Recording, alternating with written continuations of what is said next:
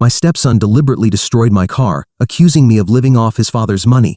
But what he doesn't know is that his father lives off my money, and now no one is paying his college tuition.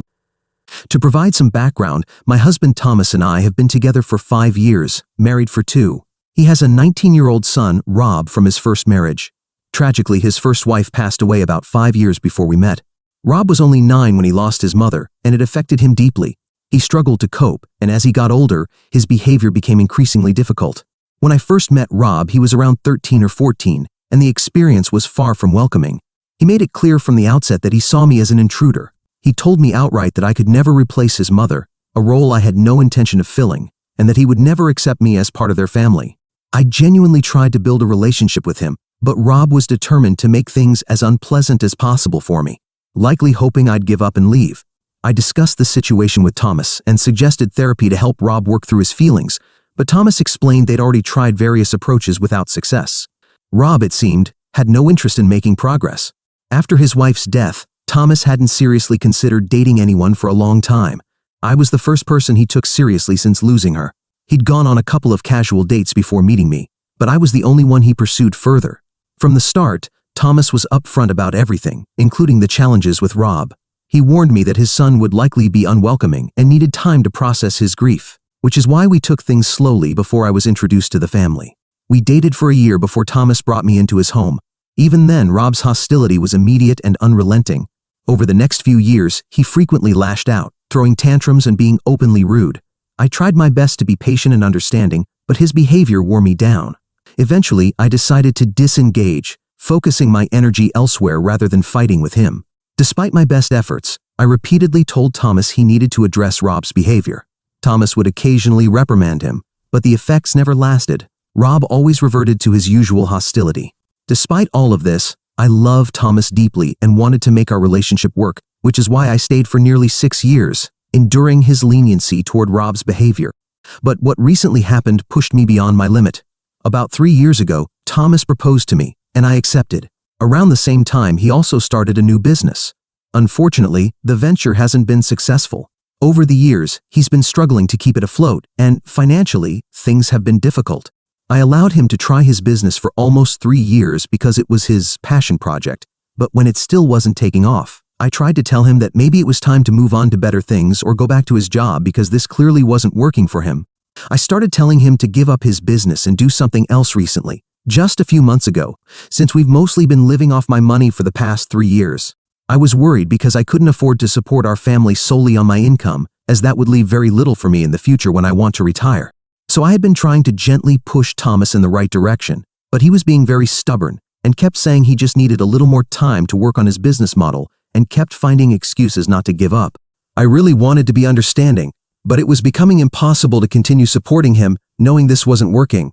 Recently, we had been arguing a lot about this, and I guess at some point his son overheard what we were talking about and concluded that I was a gold digger for telling Thomas to sell his business to any interested buyer and go back to his job so we could earn more money. I found it very insulting because the last thing I am is a gold digger. I've always been independent and couldn't stand the insinuation that I had been living off my husband's money when in reality it had been the other way around. I wanted to correct Rob when he started calling me a gold digger, because this had already come up a couple of weeks ago when I asked him to do some chores, and he told me he wasn't going to take orders from a gold digger with no self-respect or dignity. When I asked him what he meant by that, because I was clearly horrified, he explained. But before I could correct him, Thomas intervened and broke up the fight. Then he pulled me aside and told me not to say anything to his son, because Rob didn't know that we had been living off my money for so long. Thomas wanted to preserve his image in front of his son because it would be very embarrassing for him to admit that he was having financial difficulties as a father. It would be humiliating for him to show his son how far he had fallen. Thomas practically begged me not to tell Rob the truth, so I agreed. However, I had to pay the price for that because after that day, things started to get more difficult for me. Now that Rob believed I was a gold digger, he kept using it against me, and it was very tempting to tell him the truth. But I had to think of Thomas and remain silent for his sake. Rob had come home for his winter break, and I knew he would be leaving in a couple of weeks, so I just had to tolerate him for a short time. Since I had already endured his behavior for so many years, I didn't think it would be too difficult. But I guess this time Rob was planning to make things much harder for me. A few days ago, he decided to take my car without my permission and crashed it, just before I was about to leave for a very important meeting that I had been talking about for days. I usually leave for work around 9 in the morning, but that day I had a meeting with a very important client and planned to leave much earlier, as I didn't want to be late. I am truly grateful that I planned ahead because I was ready to leave quite early. However, Rob had gotten ready even earlier, and when I went out to check on my car, I saw that there was a huge dent on the hood, and the sides were scratched. I was clearly devastated, and what upset me even more was that Rob was standing next to the car with the keys in his hand and a proud smile on his face, as if he thought he had done something great. When I saw him and what he had done to the car, I completely lost my mind and started yelling at him. Normally, I'm not a violent person, but that day, I just lost control and ended up slapping Rob in the face. Not that I regret it. He tried to push me, but by then Thomas had come out of the house and had pieced things together, so he was able to hold Rob back before he could do anything else. I was crying because, obviously, I couldn't take the car to the meeting now and would have to take a taxi. Although that wasn't so bad, my car had been one of the first purchases I made with my own money and was quite significant to me. Besides, taking a taxi to such an important meeting for my career with a high-profile client seemed a bit odd. I was really upset about what had just happened, as anyone would be. However, Rob didn't seem to regret anything. Instead, he was yelling at me, while his father tried to hold him back, telling me that this should show me my place. He thought I had too much arrogance for someone who depended on her husband to fund her lifestyle, and he found it laughable that I had been talking about this important meeting for days, even though he knew that at the end of the day, I would be living off my husband's money. Then he started yelling at me, saying that this was my lesson for trying to force his father to sell his business, just so I could have more money for myself. He kicked my car again, called me a gold digger, and spat on the ground, even though Thomas was doing his best to hold him back. That's when I decided that I couldn't hide the truth any longer for Thomas's sake, and I told him everything. I tried to rub the truth in his face and be as unpleasant as I could because I felt he deserved it. I didn't even care that he was only 19 years old and that I was an adult woman arguing with him at that moment. I just wanted to hurt him. I told him how his father's business had been in ruins for the past 3 years and that I was the one who had been carrying their dead weight, but instead of being grateful, he had tried to sabotage me. I also told him that I was the one who had been paying for his college tuition so far, and although his father had promised to pay me back as soon as he could, it didn't matter because I was the one doing it at the time. Therefore, he had no right to speak to me like that or call me a gold digger because, if anything, they were the ones who needed the gold, not me. I could see on his face that he was completely shocked and practically frozen in place, just like Thomas. Then I wiped away my tears and started to leave while I booked a taxi to go to the meeting. I didn't even turn around because I didn't want to give him the satisfaction of seeing me cry. Fortunately, the meeting went well because I had left quite early and arrived on time. I had enough time to compose myself and put on a professional face. And my decision to take a taxi instead of my own car didn't seem like a big deal, so it was probably just in my head. When I got back home, I saw that my car was still in the same position, so I called a friend who has a car repair shop and asked him to take care of it.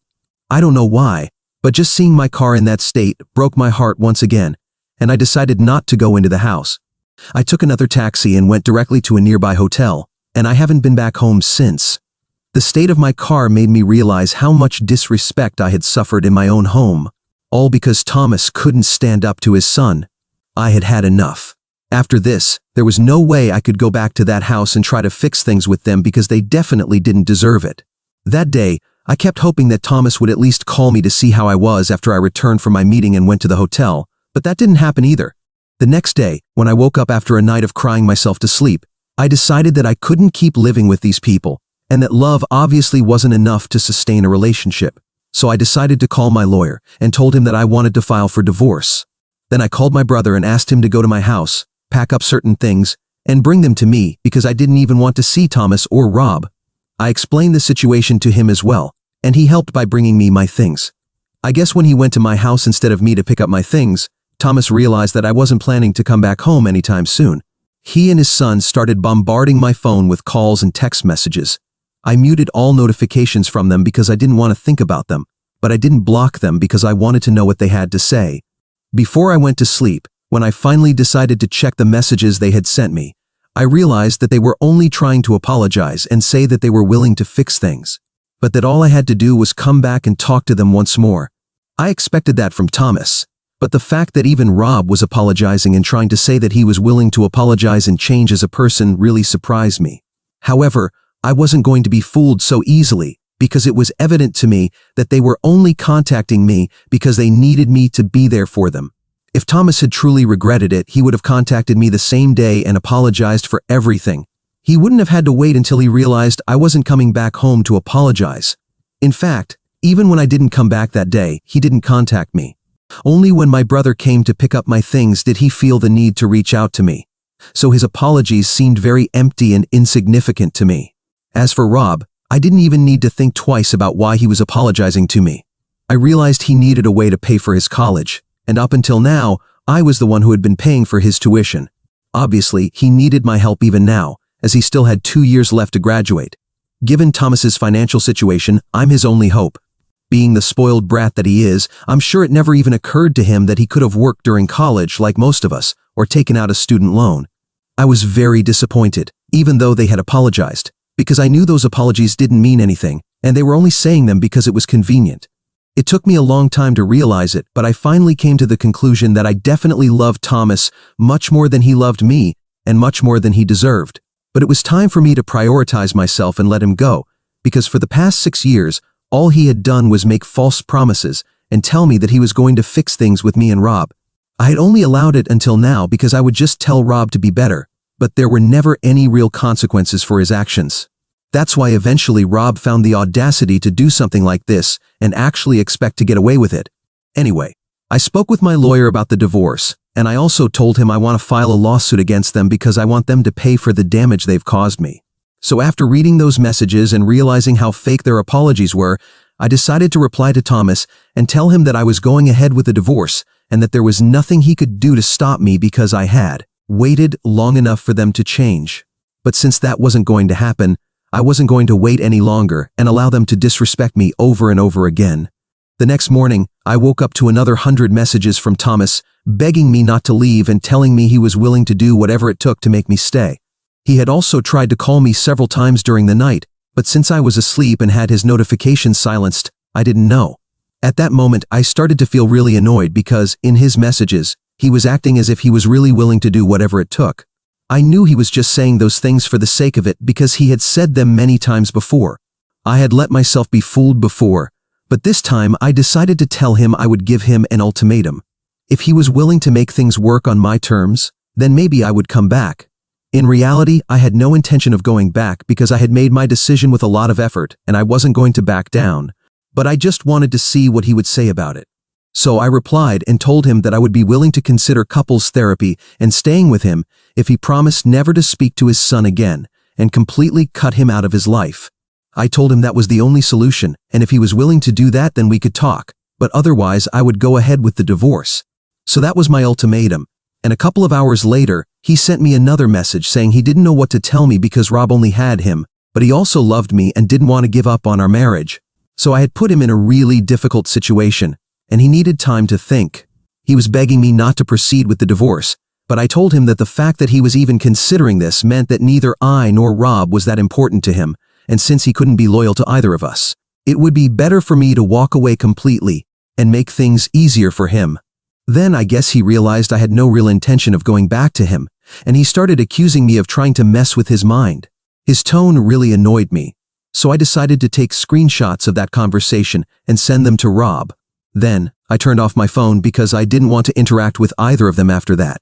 It's been 2 days since then, and Thomas has been trying in every possible way to get in touch with me because, after I sent the screenshots to Rob, he left the house. He felt insulted by the fact that his father was even considering cutting ties with him to make the marriage work. So Thomas has been quite upset with both of us and is blaming me for creating this situation, telling me I'm responsible for his predicament right now and has been cursing at me. But I don't particularly feel bad about it. For the last 6 years, he had been constantly enabling his son and allowing him to disrespect me over and over again, and I thought this was a very small way to get back at him. Compared to what I've been through, this is practically nothing. He has been claiming that he had done his best to balance Rob and me and had always tried to keep both of us happy. But that's not true. I was never happy anyway. I don't particularly feel bad about what I did, but my brother thinks I should have let it go, instead of trying to create a rift between them. He told me it wasn't worth it and that revenge isn't something he generally encourages. I'm confused about whether I should feel bad about this or not, and I need people to validate my decision right now. So, am I the bad one for deliberately creating drama between my future ex-husband and his son, who has always hated me? Edit. I stayed with him because I loved him, guys.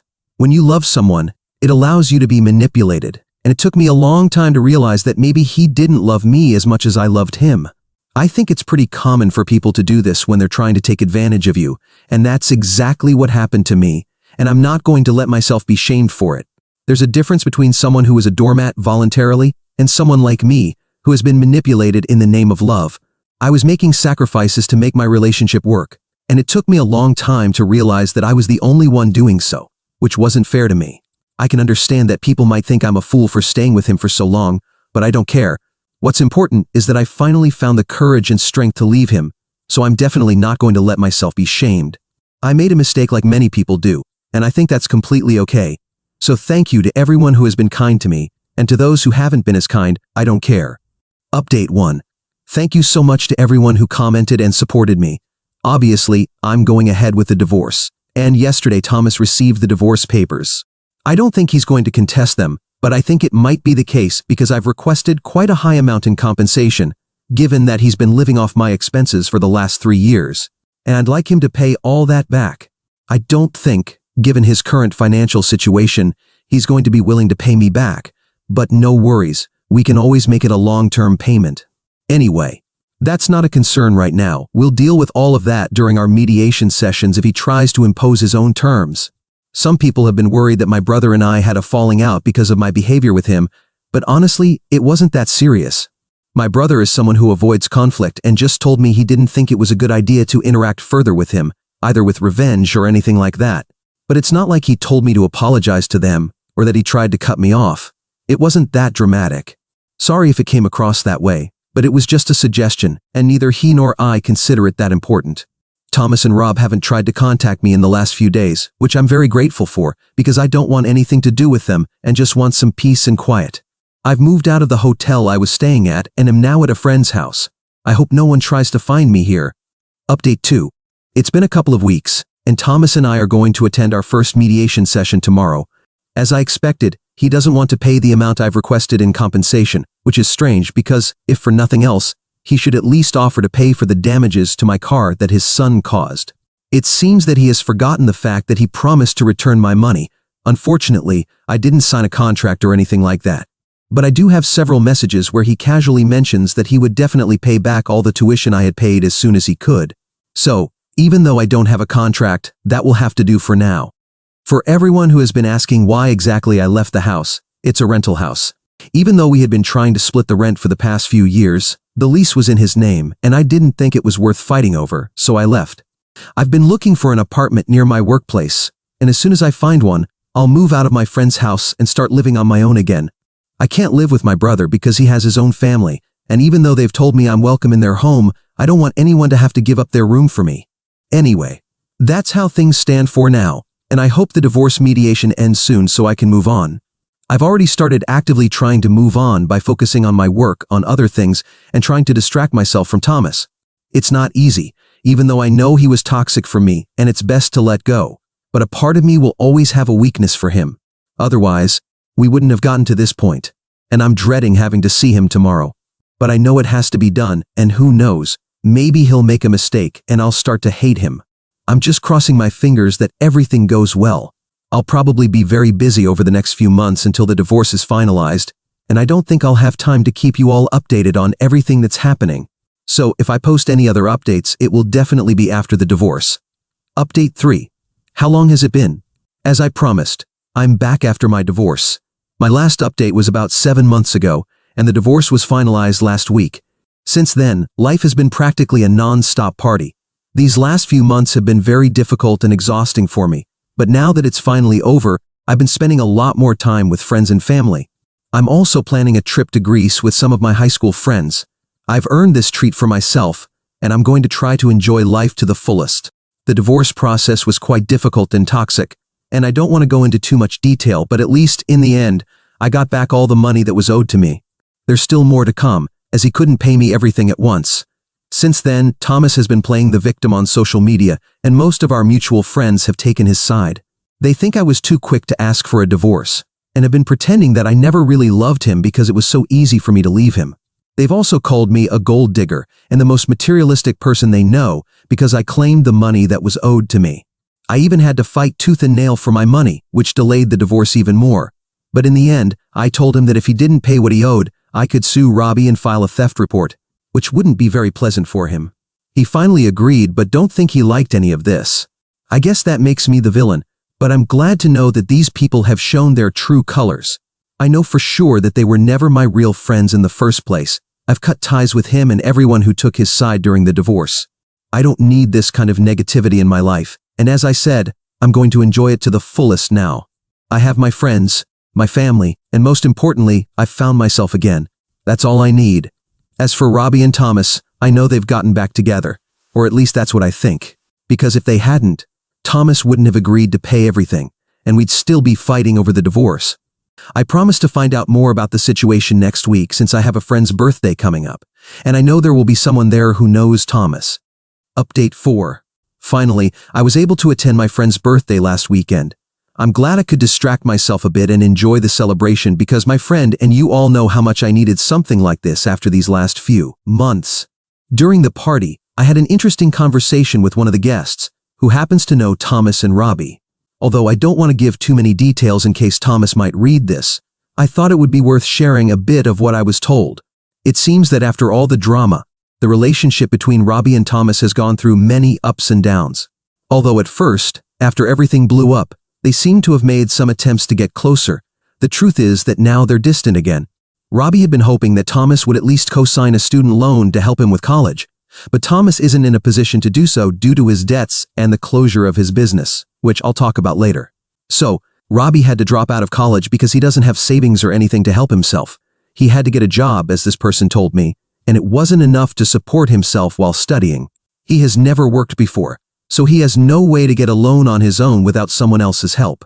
And yes, it seems that Thomas had to close his business, which has added even more stress to his financial situation. Now he has some personal debts that are unrelated to the failure of his business, because he had no money to live on all this time since his income source was my salary. But at least now he's working at a job, which isn't exactly what he had hoped for, but at least it's something. The only reason he agreed to pay me the money I claimed was because he hoped it would improve his relationship with Robbie. However, it seems that Robbie still doesn't want anything to do with him, despite Thomas's efforts. So, although it seems that Thomas has made some moves to try to fix things, the truth is that he hasn't had much success in improving his relationship with his son. I'm not surprised since Robbie has always seemed to be after the money. I even suspect that he was hoping to inherit Thomas's business, at least when he thought it was profitable. Now that all of that is gone and his father can't even help him with a loan, he has cut ties with him. I also think my screenshots may have helped with this, or at least fanned the flames of the dispute.